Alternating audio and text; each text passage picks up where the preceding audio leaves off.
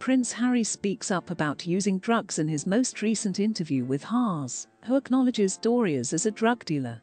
Prince Harry claims that marijuana truly benefited him.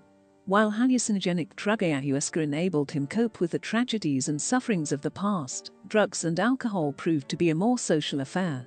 During a private conversation with a toxic trauma specialist, Prince Harry was open and honest about his recreational use of illegal substances.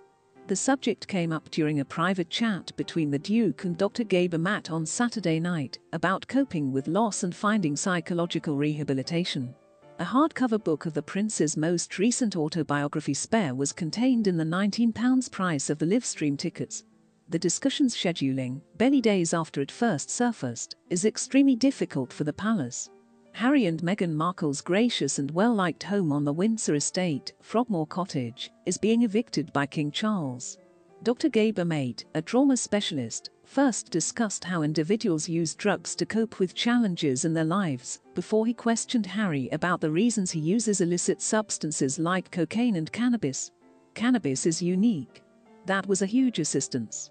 My smoking habits aren't actually that harmful.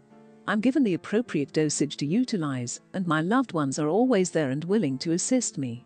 I believe it to be rather secure when a drug overdose takes place.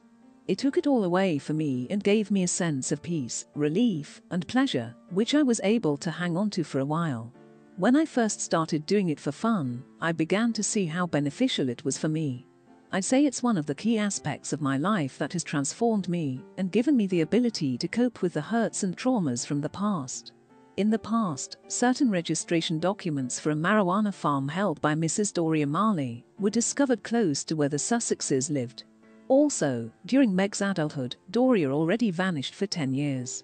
Also, there were reports that she had been jailed for drug trafficking. If what Harry claimed in the questionnaire is accurate, it appears that Doria is still following the same course and has started providing medicines for her son-in-law. Recently, the Duke's pupils were shockingly wide when Harry was spotted leaving his house. This point is also made in the Netflix reality series The Prince, where he argues that drinking is more of a social activity than a complaint about peer pressure. The famed grower Meghan's nephew even gave her the name of a new cannabis strain. Tyler Dooley cultivates marijuana in Oregon, where it has been legal since 2015. He previously revealed that he will be creating a new strong hybrid called Markle Sparkle.